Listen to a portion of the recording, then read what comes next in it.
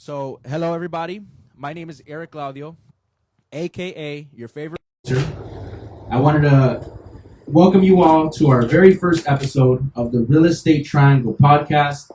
We're going to be discussing several items in today's episode. We're interviewing somebody who has had massive success in the real estate industry, in real estate production, development, investments, finance, and more.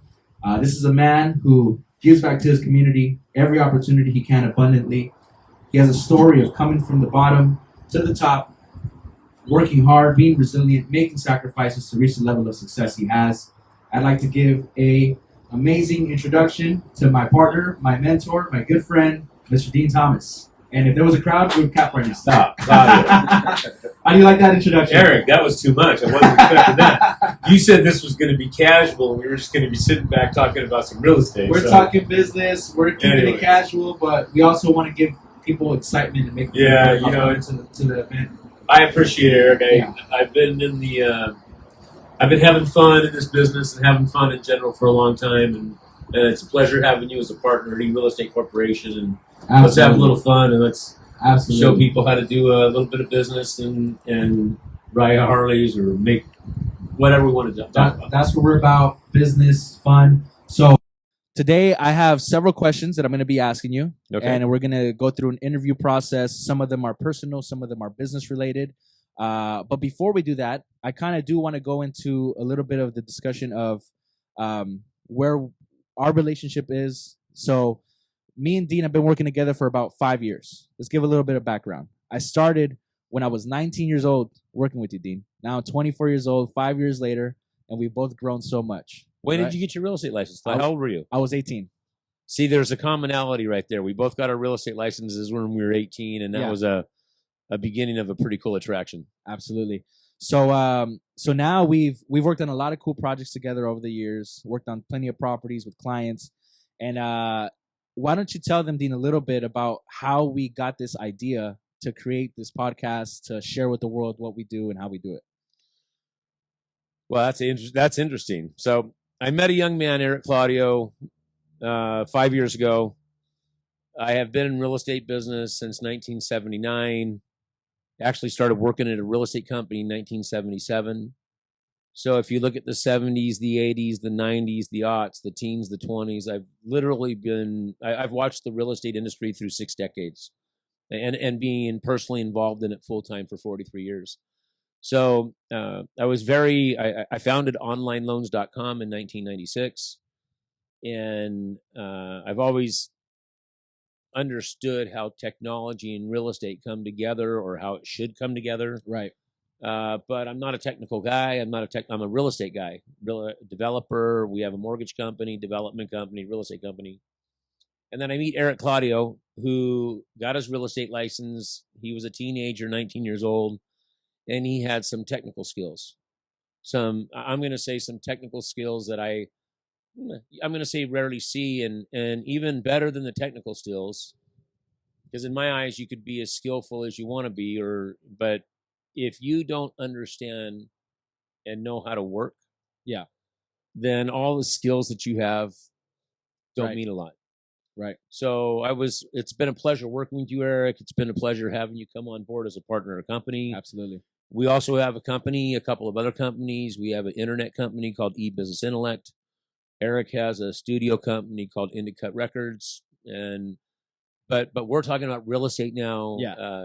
And it's a pleasure working with you. Absolutely, Dean. And we what I told Dean to create this, I'm like, Dean, we've been doing cool stuff for 5 years together. We're working on projects and meeting people, and I'm like, all we have to do is document it and share it with the internet, and I think people will appreciate it, right? So that's what we're doing here. I hope you guys enjoy the content.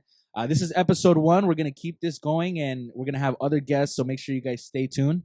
But without further ado, I'd like to go into a couple of the questions I prepared so we can open up the discussion a little bit. So we already covered the first one. What's your name? Well, actually, tell them a little bit about where you're from, Dean.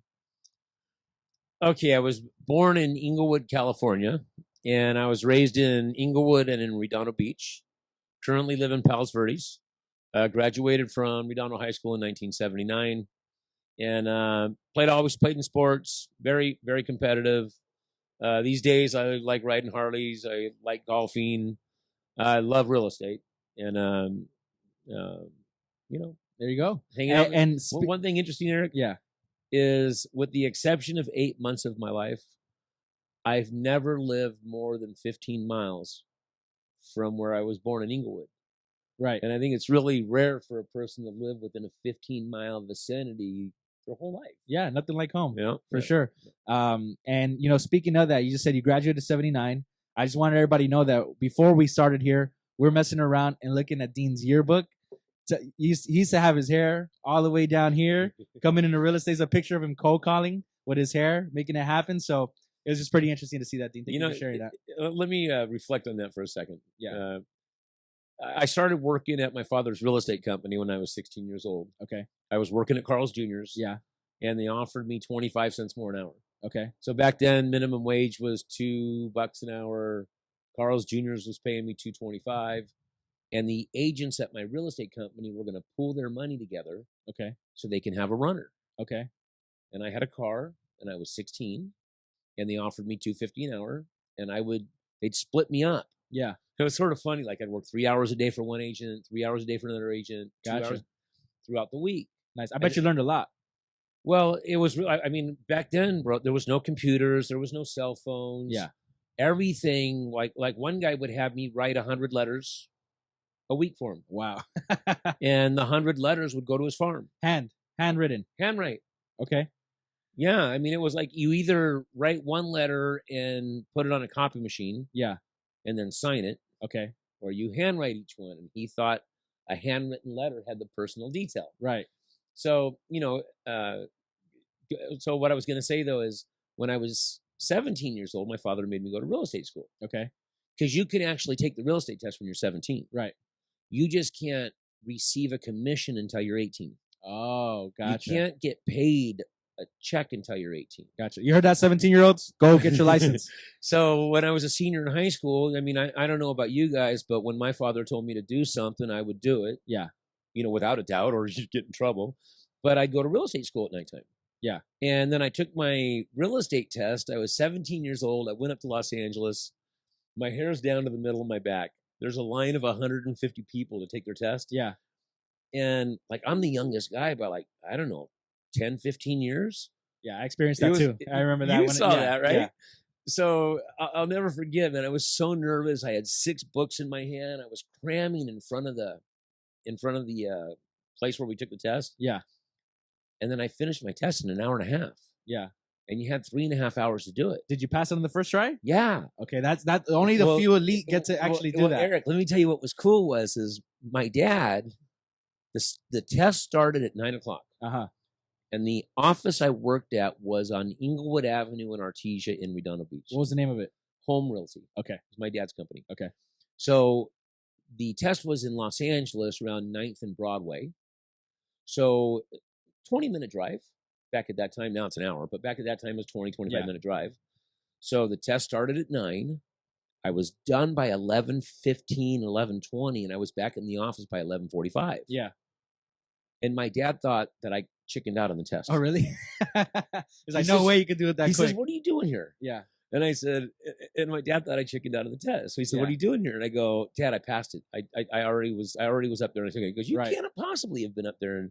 And then sure enough, back then, again, there was no computers. So now if you pass a test, you get notified online. There was no computers back then. So you have to wait in the mail, right? Yeah. So I got a letter in the mail and it said I had passed. Yeah. So what was cool is I turned 18 years old in April. Yeah. And you usually graduate from school back when I was a kid at the end of June. Right. So you were licensed. So I was selling, they had, in high school, you remember they had work experience where you can get out of school at 11 o'clock. Right. And go to work. Yeah. I'd go to work and I'd sell real estate. Nice. So I sold 5 houses before I graduated high school. Yeah. It was cool. All my friends, some of my friends I still hang out with today. Yeah. They're going, man, you've been doing this stuff since you were in high school. So you're a senior in high school. You got your hair down to your shoulders. Real estate guy. Just got licensed. It's senior spring, so everybody's hanging out, right? The ladies are going crazy for you, aren't they, Thomas? No, I don't know about that. but what I do know is what I do know is like we always live by the beach. I mean, Yeah. we've been fortunate enough to be in the South Bay, and I heard at a very young age that the South Bay is probably one of the finest places to live in the world. I would agree still today. Now, I've been to over 20 countries, Eric. Yeah. And I've seen for myself that the South Bay, outside of the Amalfi Coast in Italy, Yeah. I've never seen a more beautiful place. We've Yeah. got a I mean, look at beautiful where we are vibe. right now, Well, we've got a great vibe in the South Bay, and it's Absolutely. been a great place to sell real So estate. that's a message for those out there. And, we're hearing a lot about people West LA, that west side of town, wanting to come down to the South Bay. Confirmation from somebody who's been here for over 30 years. No, my entire life. Your entire life. Well, it's like confirmation. This is where you want to be, guys. Well, this is, I have to tell you, as part of the marketplace out there right now, a lot of people over in Venice and Santa Monica and West Side, Beverly Hills, yeah, they're starting to understand the beach life. Right. They're starting to see it. It's pretty cool. Yeah, exactly. So let's move on to our next question, Dean, which you already answered, which was how did you get into real estate? We got the background on that. My third question, I think this is a good one, is what has kept you interested and excited about the real estate business all these years? Well, when you're in the real estate business, it's an interesting question because, I started selling homes, and for the first 5-6 years, actually until 1986. Yeah. So I started in 79 until 1986, my first 7 years, I only sold homes. Okay. And I noticed the guys in my office that were doing high volume business were working with investors. Okay. Right. And they were working with developers. Right. And, I watched what they did. And then I learned some statistics and some interesting statistics. And one is that the average person sells their home once every 5 years. Right. Now in the South Bay, it's like once every 8 years. Yeah. So if you build your career around selling homes, mm-hmm. it's a good model. I tend to work with both investment properties and homes. Yeah. Because everybody knows there's a lot of wealth and excitement in real estate. Yeah. The question was, what keeps you excited about it? Right. Well, over the years, we built a little triangle, and this is actually the real estate triangle is what this is all about. Yeah. And we built a triangle, right? I figured out in the late 80s, early 90s how to build a triangle around real estate. Yeah. We had a real estate company, we had a loan company, and we had a development company. And what that meant is we had real estate sales, we had real estate finance, and we had real estate development and acquisition. And that's the triangle. That's the triangle. Okay. Because if I wouldn't say I would be excited about my business if I wasn't involved with that triangle of real estate. Right. Right. Because I'm a real estate executive. Yeah. Is the way I feel. Yeah. I feel like we have agents. I used to have a company with 60 agents. Right. And now our company only has 8. Right. 8 or 9. Right. But every one of them are executive. Mm-hmm. Every one of them understand the triangle. Every one of them understand executive real estate services. Yeah. And by executive real estate services, what this means is any real estate person, and Eric, you've been working with me for a long time. You never see me off the phone. Yeah. Right? Never. So any of my clients, which become my friends most of the time, yeah, need real estate finance. If they need a real estate transaction, if they want to develop on their property, whatever they need around real estate, they know they can call me. Right. And not only will they get a response quickly, we'll fulfill the need. Yeah. So that becomes exciting. Right. Because we did a project, you watched it, we bought a property. Somebody told me that remodels couldn't be done anymore in 60 days. And somebody told me there's no more good deals out there. You hear a lot of people saying that right now. Everybody, I've been hearing that for 20 years. There's no more good deals. There's never any good deals. Yeah. Well, Eric, as plain as day, you saw us buy a property in December for $1 million. Yes. Then they said you can't rehab it within 60 days. We rehabbed it in 45 days. And then we sold it for $1,375,000. And that it was total what, like 3 months? 4 months. Yeah. 4 months. In and out. So to me, that was exciting. We took an old property, we made it nice. The people are enjoying their new home. It's just like that we financed it. It was Right. we did the development on it. That was you Yeah. watched it. Yeah, exactly. So you guys hear it. I mean, it's the matter of having the perspective, understanding. You hear all these people saying there's no good deals, there's no good deals. But if you have the watch right this. perspective, And watch this. Well, watch this. For agents that want to do business. Yeah. The agent that brought us the deal got a commission. Yeah. The agent that sold the property got a commission. The person that financed the transaction got a commission. Exactly. Everybody was earning some money there. Yeah. The person that bought the home loved the home they bought. Mm-hmm. It was just everybody won. Yeah. It's a win-win for everybody. When you see, when you see that unfold like that, it's. I mean, I got to say that's a bit exciting. Yeah, exactly. And watch this. I'm going to give another example of something.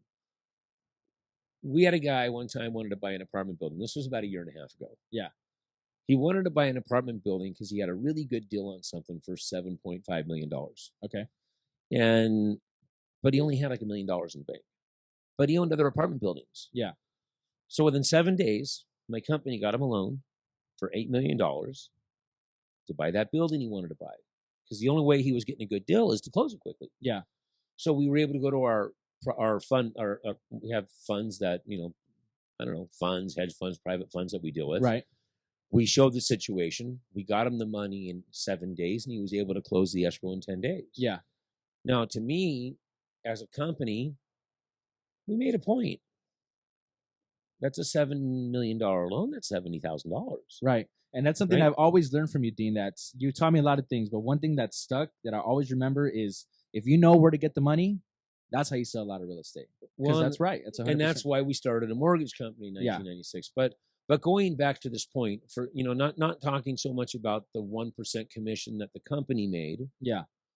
But the client got the property for $7.5 million. It was worth $10 million. Yeah. He made money. Right. The seller was in a situation that he needed to get the property sold. That was accomplished. So everybody won there. Now, that wasn't a real estate transaction. That was real estate executive services. Yeah. Getting a loan for my client for $7.5 million. I was not involved with the real estate transaction. Yeah.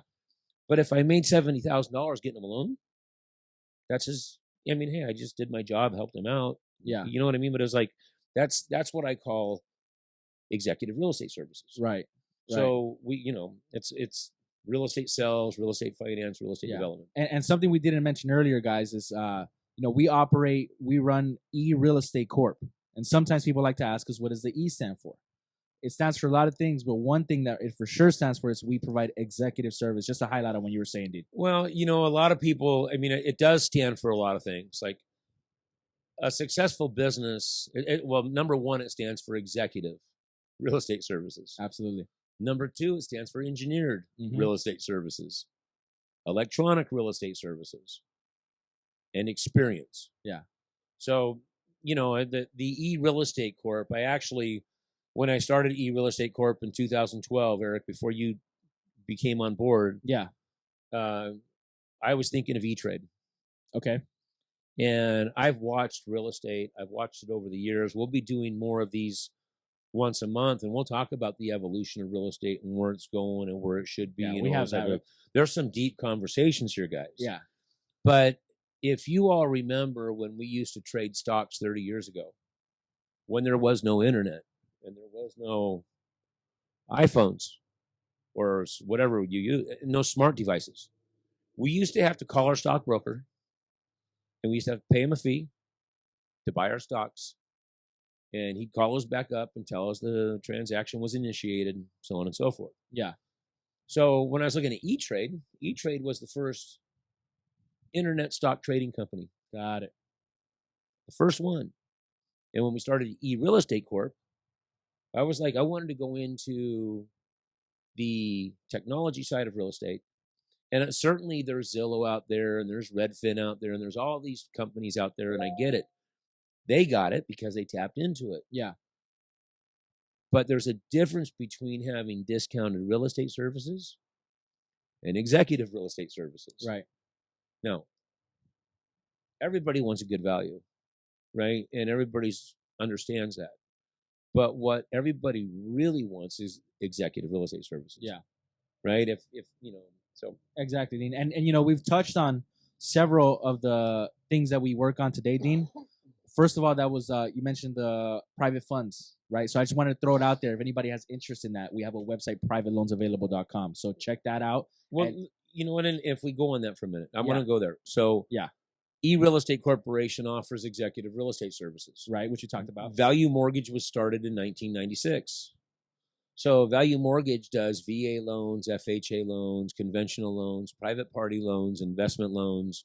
We're approved to do loans in 50 states. We're Yeah. approved to do investment loans in 23 states, right? So the interesting thing about this is we don't always send our clients to our own company. We want our clients to get the best funds, the best money available. Back to executive. That's being executive. Yeah. So Yeah. if now we'll show them what our company can get. Yeah. And we'll also call up Citibank, US Bank, we'll call up Rocket More, we'll call up all the other lenders to see who gets our client the best rate and the best fee. Exactly. And that's, you know, if you have to maintain that principle in the business, but what's very good is for our clients, let's say they have a loan person they're working with. Yeah. And you're able to save them money. You can say, guys, here's a way to save some money. Or if they don't, and they can make a decision, but it's people very appreciate helpful. that. People appreciate that. You know, when you look out for their best interest, which is what we're all about. 100%. Well, and I'm going to put something out there for the veterans. We have a program called Houses for Veterans. Yeah. And right now, a lot of veterans don't know, and a lot of agents don't know for that matter, that your GI Bill can go to an unlimited price. Right. See, your GI Bill, your veterans benefits used to be capped at, whatever it was, $729,000, $800,000. And now your GI Bill will allow you to buy a home, $2 million, 100% financing. Yeah. $1.5 million, $1.3 million, $1.4 million. So you veterans out there that want to improve your neighborhood or want to upgrade your home or whichever, take advantage of the veteran programs that are out there. And we're certainly have a department that specializes in that. Absolutely. And, you just said something that could take us into a whole nother, improving your neighborhood relocation. We could go there. We have a lot to talk about, guys. We may go there, yeah. but let's go. But let's continue to the next question. I agree. So that way we can know a little bit more about Dean. We're still on the personal side of these questions. Okay, question number 4. This is a good one. Very simple. What motivates you to work so hard? Well, I have a lot of friends. Often to this day, ask me how am I keep going at this pace, and sometimes I think about slowing down a bit, and I will at some point. But if you're really enjoying what you're doing, repeat the question to me. Why do you work? What motivates you to work so hard?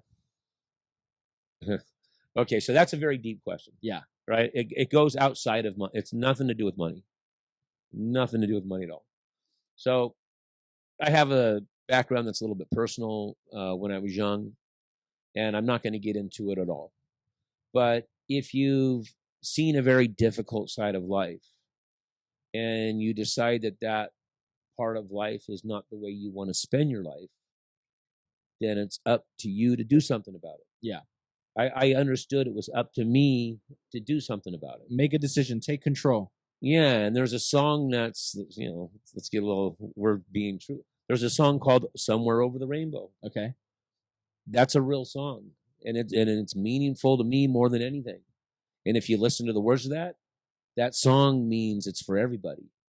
But when you say, why can't I? Well, why can't you? Right. Right? So what amazes me about the business and keeps me excited is I've been to 22 countries. Yeah. I have a couple Harley Davidsons. My wife and I love to ride. I love to golf. Yeah. And the real estate business has allowed me to do that. Yeah. Right. And I mean, I'm so true to my business, and I think for people that are building their careers, this isn't all about me. I'm going to go through this stuff because I want to help people build their careers. If people want to invest in real estate, do it the right way. There's plenty of absolutely phenomenal investments out there. I've got a track record of just 20 of them in the last 6 months where clients of mine are making money. But if you really want to have a good time, I mean, my goal right now for the next few years is to show as many agents as I can Yeah.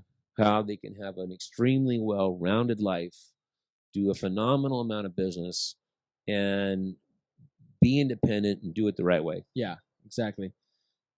Freedom, that independence, the power to take control of what you do. That's a big motivation, Dean. I mean, you have the decision. In this great country, we have a decision, you know? We have a decision. And I mean, from the hard work, I mentioned how much traveling we did. I mean,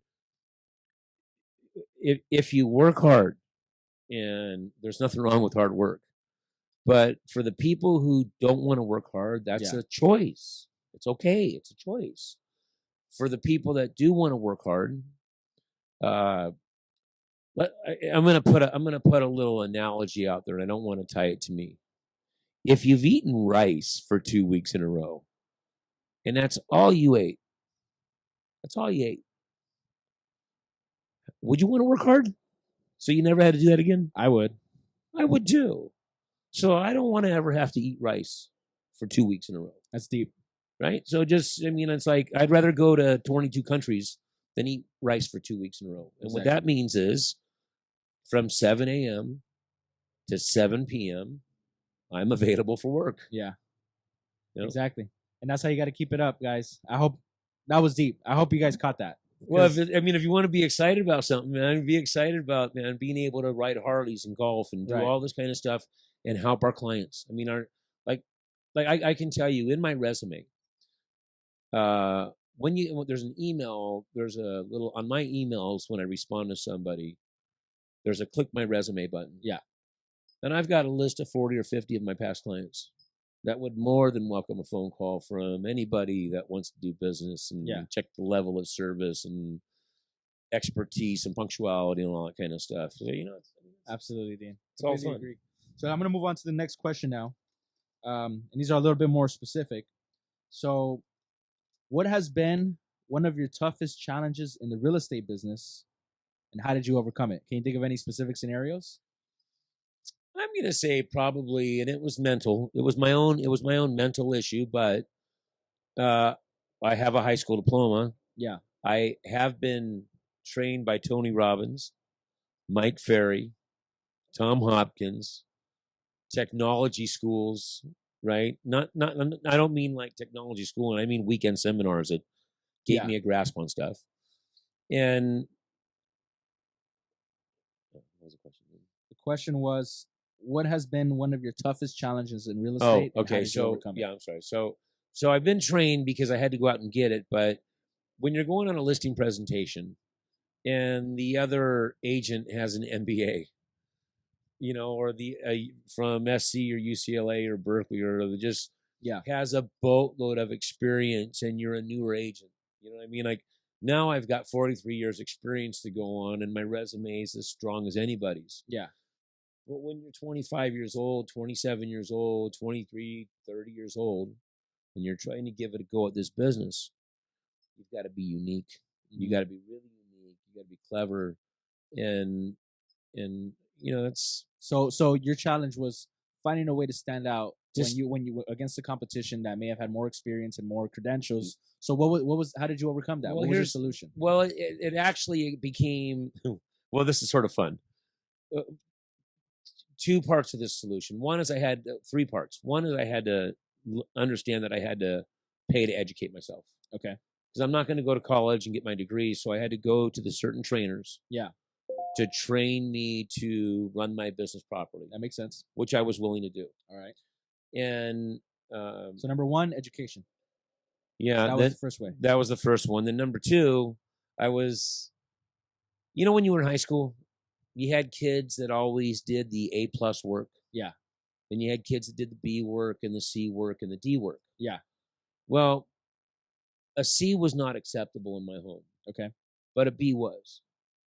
So I get away with a B, a few A's, right?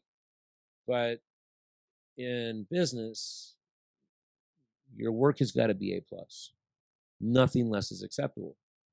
So one time when I was like in 1987, I went to I left my father's company, went to work at Remax, and I went to an open house, and there were 6 listing presentations. It was actually the nicest home I'd ever been in my life. and it was the largest home. Manhattan Beach, right? I think you told Manhattan me Beach. this, yeah. Yep. And they had a library in this house. And there was 6 or 7 listing presentations stacked on a table in the library. Okay. And I came back later in the day. And I made an appointment to come see the house, but I really wanted to see the listing presentations. Yeah. So I opened up all of the listing presentations, and the top agents in the industry at that time were interviewed. Yeah. So that owner interviewed 6 or 7 agents, and I got to see the presentations that those agents gave. Right. That was probably the most valuable thing that So- ever happened to me in my business. Light bulb went off when you saw that. Yeah, because I had a listing presentation. Yeah. Right? And my listing presentation was nothing like that. Gotcha. That was A+ work. Gotcha. Mine was B- work. Mm. Right? And it's okay because I had a budget. I mean, it's hard. Go compete. Try to compete against somebody who's got a war chest of money that can outmarket you. Right. Right? That's when you're young and you're new in the business and you got some guy that's got $500,000, $1 million in the bank. It's nothing for him to spit out a few ads that are $1,000 a month. Yeah. But when you're young, you're like, man, how am I making this work? So presentation is everything, Dean. So what I learned was, though, I learned I had to up my game on my listing presentation. Yeah. Right. So that was the first thing I focused on, was upping the game on the listing presentation. And that's something I see you carry today. I mean, that's something you've taught me since I started working with you is we got to make sure it took me a while, but you would always tell me, Erick, carry 5 of those presentations in your car at all times. And I'd be like, man, I don't got to do that. And nonetheless, there's been plenty of times where You wish I'm you like, had one. There's been a few times where I wish I had one, and I learned my lesson that I got to have them. So now people, I'm talking to somebody and I can whip that out. It's always really helpful. Well, even presentation to the point where I've had people like, I might have changed it now. I don't think I have. I think every print ad that I've ever done has a tie-on. Has a tie on? Yeah. Has a tie-on. Yeah, yeah. Every print ad, every flyer, every brochure. He's talking about his headshot. I have a tie-on. Right. And all of my clients, I have like 5 clients that rib me all the time, going, man, I've never seen you wear a tie. Yeah. And I say, yeah, you do. You see me wear a tie in all my marketing pieces. Exactly. Right? So presentation is everything. 100%. And then I want to give you the third pillar here for me. Okay. Because what I learned was, and remember when I did that speech at El Camino College? Yep, I remember. Say there was 70 people in that room. Uh-huh. I'm going to say 5 of them were on point. Yeah. And that's what I've learned in the real estate business I'm not knocking any agents, but if you watch, it seems like the same agents in the same areas do all the business. Right. Right? Yeah. You see it. Absolutely. The same agents in the same areas do all the business. Why is that? You got to ask yourself, why is that? Right? Well, they all have a marketing program. They all understand executive services. They're all punctual. They're all that. So if I can make myself as good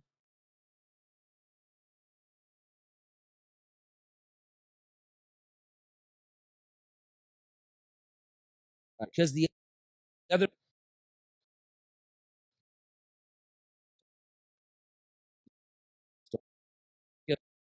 other 95%. Yeah.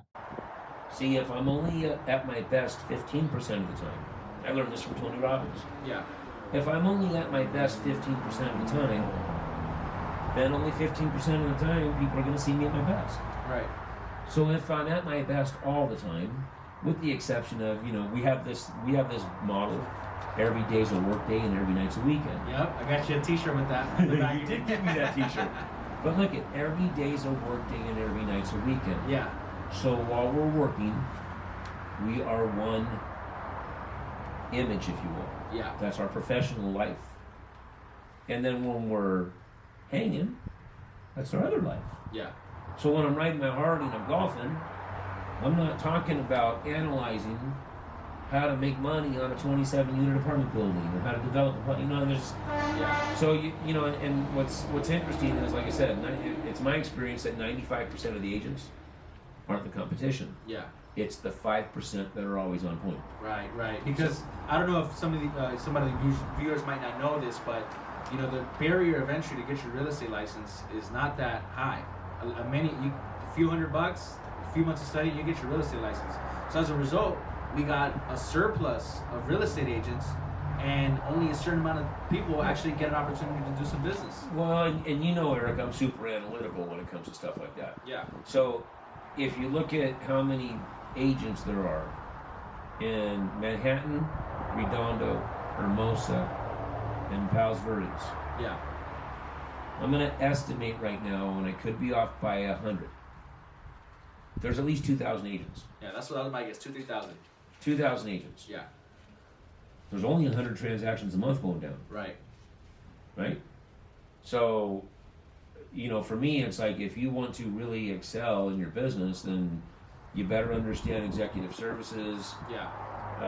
You know, it's just interesting math, right? But there's only so much business out there, and the same agents are getting the same business all the time. So if you're a newer agent, or if you've got 20 years experience, a very wise broker one time was Bob Todd. He was the broker at Remax when I used to do their corporate relocation and all that stuff. But Bob Todd said the goal is to sign one transaction a week. Yeah. Right? And that has been my business strategy since 1987. You were just telling me that earlier. One contract a week. One contract. Yeah, and it doesn't mean you're going to get the transaction accepted. Yeah.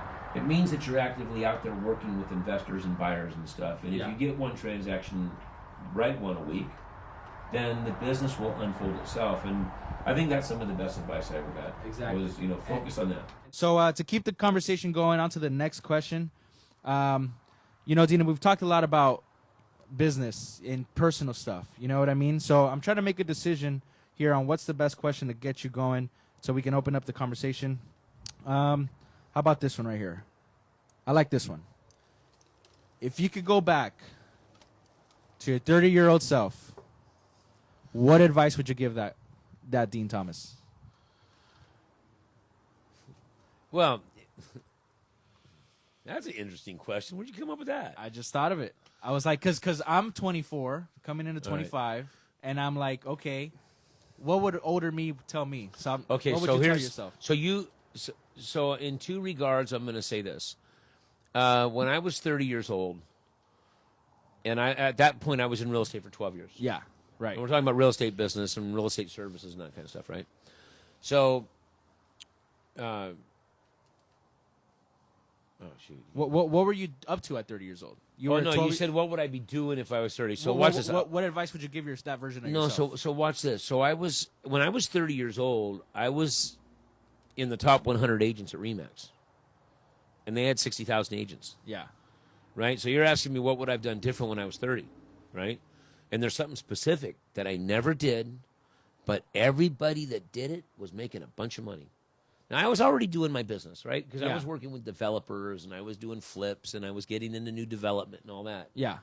But everybody that had a farm, I could name 5 agents specifically, one of which you met, Betty Keys. I just sold her house for her. Yes. But anybody who had an effective farm had money, did so much business. So I asked Betty Keys, because we sold her house a few minutes ago. She's retired, and she's a wonderful lady, been in the business for 50 years, and she specialized in this area called Botcher Park. And I asked her some specific questions, sort of like we're talking right now. I said, Betty, how many homes did you farm over there? And there was 870 homes. And I said, how many transactions did you do out of that farm? 2,300, she said. Yeah, I remember. You were there. Yeah. 2,000, and I said 2,300 out of 850 homes. Out of 850 homes. Yeah. And she farmed them religiously for 35 years. Yeah. And what I called that was her little gold mine. Mm-hmm.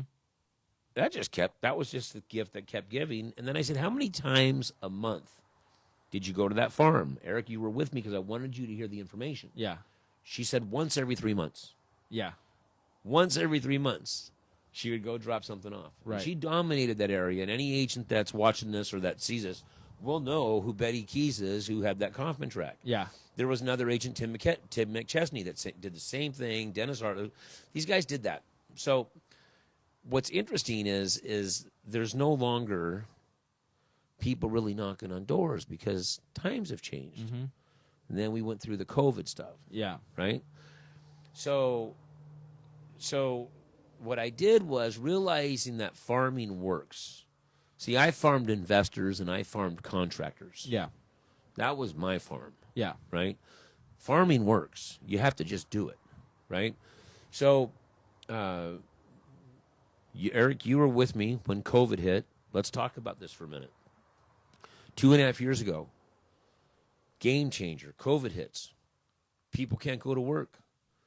You even asking me, Dean, should we go to work? Should we stay home? I'm feeling it was a strange time. You were feeling guilty about going to work. Yeah. And I made a comment to you. I'm stopping again, you guys. There we go. I'm good. I made a comment to you about, Eric, you make that decision, whether you're going to go to work or not. It's very personal. Yeah. Right? And I said, I'm working. I said, my clients depend on me to give them real estate service and take care of their business. Yeah. And I said, and if you want to work, then come on, man, we'll work. If you want to stay home, then stay home, bro. Do what's right for you. Yeah. Because I truly believe that. I think everybody should do what's right for them today. I mean, we have a beautiful society. Yeah. Do what's right for yourself. Right. Right? So you decided for a few days that, you know what, man, I'm not going to go to work. I'm going to stay at home and be safe. Yeah. Right? And then about 5 or 6 days later, you called me up and said, hey, what are you doing? I said, I'm working. But I wasn't going to the office, but I was working. Yeah. And I said, hey, Eric, I said, I have a vision, man. And I said, now's the time to do it. And we created over 1,000 digital farms, Eric. Yeah. That was amazing stuff. So if anybody watching this, go to RivieraGolfCourseHomes.com or go to PebbleBeachGolfCourseHomes.com or go to Neighborhood Relocation. We trademarked Neighborhood Relocation. We took corporate relocation services and we made them available nationally for neighborhoods. Right. We trademarked Neighborhood Relocation. Right? So now, if I was 30 years old, 27 or 32 or 45, whatever, I'd get a digital farm. Yeah. Get one. Because so that's the advice you'd give your 30-year-old self. Absolutely. Well, right now, go to RivieraGolfCourseHomes.com. It's not only my advice, it's what I'm doing. Right. Go to RivieraGolfCourseHomes.com. You can search for $15, $20 million homes. Yeah. I'm the contact person on it. Right? Go to PebbleBeachGolfCourseHomes.com. Now, we built the platform to grow nationally. You and Gmo and us as a partnership, you know, Tom Hanner, we got a team here. Yeah. We're going to grow this. Yeah. We have digital farms that are set up for across the nation. Yeah. Right? It's really amazing. Yeah. And if people want to learn more about that, you guys remember the websites, neighborhoodrelocation.com, PebbleBeachGolfCourseHomes.com, RivieraCountryClubHomes.com. And if you want to go learn more about us as well as eRealEstateCorp.com. Yeah, and Neighborhood Relocation is trademarked. That's a disruptor. Yeah. I mean, I know plain as Eric, you're 25 years old. You're doing more business right now than 99.5% of the agents out there. Right? You mentioned to me the other day how your savings is right now. Yeah. You mentioned to me the other day how you're proud of your successes. Right? Absolutely. You utilize the programs that you created, man. Yeah. Or we created. I mean, Exactly. it's like, so, I mean, if talking about, like, I think everybody would agree that across the nation, people are relocating right now. Some people are getting the heck out of California. Some people are coming into California. Yeah.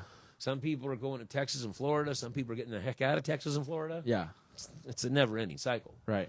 But Neighborhood Relocation Program lets us give national relocation services and helps the property owner save money. It's exciting. It's good for agents. Good for business. Completely agree, and I think people should definitely look into it more. Bro, you were at an open house and someone saw your Neighborhood Relocation sign and asked you, "What is this?" Right. And you told them what it was, and they said, I want to sell my house in Whittier, and I got this house I want to buy. Yep. Yep. Multiple success stories with the neighborhood relocation program, and it's still at its early stages. I think it's going to go way bigger than what it is right now. Let's make sure we're keeping track of time, Gmo. About how long have we been on this? Okay, gotcha. We want to be at about an hour 15 max. So let's move on to the next question. Let's say we wrap it in 15 minutes. Yeah, let's give it 10, 15 minutes. Let me see. Let me ask you one of the good questions here. Okay, let's talk future. Let's talk future about the real estate industry, right? We talked about what we have, but let's talk more generally. What do you think are some of the biggest changes that are going to take place in the real estate industry in the next 10 or 15 years? Who's going to dominate the market? And the reason I asked this specifically is because we know there's the Redfins out there. There's the discount brokerages out there. People saying the comment of real estate agents potentially fading out. But what do you think, Dean? What's your opinion? Well, there's something that's a little bit backwards right now about real estate that's got to change. And when I say this, it has to do with the way it's been set up since I've been in the business. So the buyer pays property taxes on the agent's commission. Think about what I just said. The buyer pays property taxes on the agent's commission. Now, what do I mean by that? If you buy a property for $1 million and the commission's 5%, that's $50,000. So if the buyer was paying the commission $50,000, the price would only be $950 on the property. Right. And if the property taxes are 1%, it would be 1% of $950. Yeah. Not 1% of $1 million. Yeah. That's backwards. Yeah, and you're paying the property taxes as long as you own the property. Yes. So eventually it's more. So wouldn't it make sort of sense for if the seller's going to pay a commission, why is it tied in to the sales price of the property? Right. If the seller's going to pay a 5% brokerage fee, why don't they just pay the 5% brokerage fee? Yeah. It's a fee and not tie it into the property. That's an interesting perspective, Dean. That's very deep, but Yeah. I mean, I don't see why no one's caught on to that, but think about that. Right. Now, flip side, watch this. Right now, not only is the buyer paying property taxes on the commission for the 30 years they own the home, but if the buyer paid the commission, they'd have a tax deduction. Right. Right. So for executive services. Yeah. So you go from paying taxes on a fee and getting a tax deduction if I can pay the fee. It's just something's got to happen with the way it's being. So let's backtrack that, Dean. You're saying that it may be smarter if I'm buying a $1 million, $2 million home, instead of saying, agent that's representing me, take the commission the seller's offering. Instead, me, the buyer, I'm going to pay you the commission out of my pocket. So I say And that tell money. the agent and tell the seller I want to pay 2% less for the property. Right, exactly. And discount it off the property. Now, right? you just have an executive expense where you get a tax deduction. Yeah. And you're saving money in the property, so you're paying less property taxes. Yeah. I Dude, hear you. I mean, if you really do the math on that, if it's $1 million home, that's $30,000 you just saved. Yeah. 30,000. I mean, on the sales price. I mean, that 1%, 1.5%, whatever the taxes are, over time will cost more. Dude, I'm just saying. Yeah. So watch this. Watch this.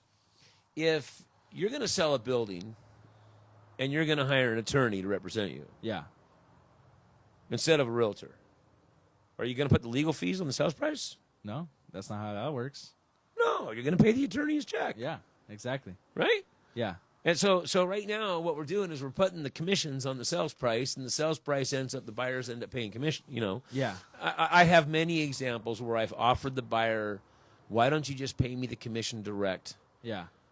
Now, we do that in the due diligence period. Yeah. We go tell the seller in the due diligence period, we want to pay our buyer direct, our agent direct, Yeah. and we want to lower the price 2%. Right. It's a net same to the seller. Yeah. But the buyer's getting a tax write-off for about $30,000 Yeah. for their professional services. Yeah. And if they're in the 38% tax bracket and they're saving $30,000, that's $12,000 Yeah. for you know. And let me ask you, has anybody ever taken you up on that, Dean? A buyer Yes. a buyer said, yes. yeah, all that's- day long. All Okay. day long. Gotcha. So we'll see if over time that's something that gets implemented more generally in the industry. Well, I'm going to say this: that at eReal Estate Corporation, we're going to give those buyers we're going to give our clients those options. Yeah. Our clients have the option to pay us direct or pay us on the property on the sales price. Yeah. It makes more sense for everybody to pay direct, but it's Yeah. it's an option that the seller needs to make. Yeah. It's sort of like our neighborhood relocation program, right? Or we have our ESeller services. So the ESeller services are designed to give the seller the most executive real estate experience and save money, right? Yeah. So what is the ESeller service? Well, I'm not going to go into the whole thing right now, but if you go to our website and you hit the ESeller button, you'll be able to see what the ESeller service is. It saves you thousands and thousands of dollars and gives you, Right. I'm going to say it empowers the property owner is what it does. Yeah. And in a nutshell, I'll tell them really quick. eSeller services allows the seller to select the commission for the other agent that's representing the buyer. So you guys can go learn about it more on the website, but just think about that concept. Think about what Eric just said. The property owner can choose the buyer's agent's commission model. Yeah. That's a game changer in this business, and people will use it, but Yeah. it's just it is what it is. When was the last time the agent let you select the commission? Actually, I have a client of mine, two of my clients, watch this, since we offered the ESeller program, one of my good clients, Mr. Proct, and one of my good clients, Mr. Scalar, when they called me up to list their properties with me, I didn't want them to hear about the ESeller program from someone else. Yeah. So I said, hey, guys, I implemented this new program last year. It's an ESeller program. It's designed to save property owners money. They looked at it and they say, well, why wouldn't I do this? Right. And I was, well, it's your decision. I mean, it's, so both of my past clients of the 20 years Yeah. utilize the ESeller program. Yeah. And guys, you guys see that as our conversation continues, we offer a catalog of interesting, unique services that, and we're not doing this episode to sell, but there's still just so much value behind it all that, people need to be aware. Well, ultimately, there's investors out there that are going to want to buy real estate and buy it from your own agent, buy it from us, but knowing that, look at one of our groups just bought 7 townhomes in Torrance for $720 a piece. They're on the market for $969 a piece. Yeah. We don't know how much we're going to sell them for, but it was a unique opportunity. It was something where we pulled money together as a group, and everybody's benefiting from it. So Yeah. there's some good opportunities with that. Absolutely, Dean. And I got my last question here for you, and it's going to complement the previous question pretty well. It's the flip side of it. So I asked you, what do you think is going to change in the next 10, 15 years in the real estate business? Now, let me ask you, what do you think is one thing about the real estate business that will never change? No matter how much technology advances or people come up with ideas, what's something that's never going to change? Well, I can only, when you ask a question and you use the word never, that's a definitive question. So Okay. I'm going to say that Fair enough. real estate values have gone up and down. For as long as I know, Yeah. and not only since my career, but since as long as I know, Yeah. real estate values have gone up. Yeah. If you were to look at a scale or a graph, right? So now what's interesting is I'm going to tap into something that I didn't plan on going here, but let's go here for a minute. Starting in 1979, when I started selling real estate, the interest rates were 11%, right?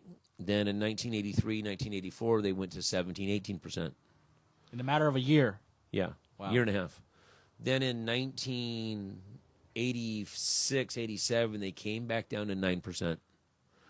And we've never seen rates under 6% in the last 43 years until about 9 years ago, Okay. 8 years ago.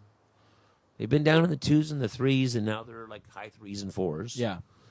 And although the real estate prices always climb, the cost of money has, on average, over the last 50 years, been double what it is today. On average, double. Right. And averages seem to always come average. So, if there's any suggestion I can give to realtors, buyers, investors, I mean, think about buying an apartment building, Eric, right now. If you bought an 8-unit apartment building and your rate's 4% and the income's $14,000 a month, you can calculate your income. Yeah. If the rate's 7%, that income just Changes everything, right? Changed everything. So I would just say that, while the interest rates are low, like no matter what, the real estate markets are always moving. Yeah. They're always moving, and in future episodes, we'll talk about installment sales, Yeah. land contracts, owner financing, lease, all kinds of stuff, and but the most important thing for today, as I look at any young person out there, any person that's does not own a property, get it while the interest rates are low, and I'm going to take it a step further. If you've thought about selling or relocating, do it while the rates are low. Gotcha. Because if the rates go from 4 to 6, that means the cost of money just went up 35%. So, Dean, does it make sense if the rate's higher, but your sales, because that's what everybody's wondering, will prices go down, but the rate is higher? Yeah. How does that make sense? Well, when you start doing the math and you put pen to paper, no, the rates, once the rate's up, that's a cost that's going to be going on for the lifetime of the property. Right. Right? So every decade, properties tend to double. Yeah. At least in Southern California where we live, right? Yeah. So the cost of money, like I gave you an example of the home we're sitting at right now. Yeah. $1 million loan at 3% is $30,000 a year in interest. Okay. Right. It's less than $3,000 a month. Mm-hmm. $1 million home at 5% is $50,000 a year in interest. Right. Almost double. Yeah. Right? So affordable is $3,000. Yeah. $5,000 is a little tougher, right? Yeah. So that's where the interest rates affect Yeah. how nice of a home you can buy. Right. Right? So you're still going to want to buy something, you just won't get as much for your money. Yeah. So exactly, and that's to piggyback back off of that. That's what I try to tell clients that looking to buy something. They're going, Eric, what if the houses go down 100,000, right? And I'm like, well, if the interest rate is 2 points higher, but the house went down 900,000, your payment's going to be the same, but now more of your monthly payments goes to the interest first of all, and you had to wait. You waited. Those 2 years that you could have been gaining equity went by and you didn't gain equity. So that's something I tell people. Just feel your gut out. If you're financially strong, especially for first-time buyers, which I work a lot with, just go for it because it's better than waiting, Well, there's 3%. You can buy right now easily. So, Eric, you know what? We're into schedules. Yeah. And it's getting to be about 1:15. Yeah. So you're going to wrap it up? Yeah, absolutely. So the last thing I just want to ask you, Dean, let them know. You shared a lot of places where they can find more information about you. Let the people know where they can learn more about you so they can keep following what you're doing and share any final thoughts you may have. Okay, so importantly, you can go to my Dean Thomas YouTube channel, eReal Estate Corporation, or Erick Claudio. Erick's my business partner. He's been working with me for 5 years. We look forward to a really long and enduring business relationship. But check out eReal Estate Corporation. First off, if you're interested in financing, go to Value Mortgage. But if you want to follow me, I'm old school, you guys. I'm like when I say follow me, I'm still sort of chuckling at that. But if you want, I'm on Facebook, I'm on Instagram. I do more of a personal thing on Facebook and Instagram. Yeah. And I want to I'm gonna close by talking about having fun. Yeah. Right. Most of the clients that I work with, we golf together, we ride together, we play music together. Yeah. Gmo, an amazing young man, technician, technology, marketing strategies. Eric, we have some clever people around, but we sincerely believe on, living a life of principles and enjoying ourselves, man. Yeah. So give them the quote one more time, Dean. The quote. The quote. Every day's a work day and every night's a weekend. There we go. Here we go. You guys heard it yourself. Again, my name's Erick Claudio. Go by your favorite realtor. You can follow me on Instagram, your favorite realtor, Eric. Make sure you guys tap in more with my boy Dean Thomas here, my mentor, my great friend. Eric, let's tap into what we're going to talk about next month. Sure. State of California passed 80-90 laws. has to do with accessory dwelling units, has to do with lot splits, has to do with what you can do with your existing property in all neighborhoods. Yeah. So we're going to tap into that and whatever else you want to get into. But Yeah. to be specific, you guys, California laws have changed immensely with real estate. Your neighbor might start doing something with your property that you don't think they can do, but the law says they can do it now. Yeah.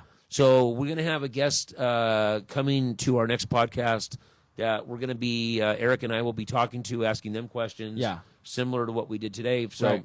we look forward to seeing you the first week of July. And enjoy yourselves. Yeah. Thanks Thank again. you, everybody, for watching. Stay tuned for more. Have a great rest of your day. Cheers.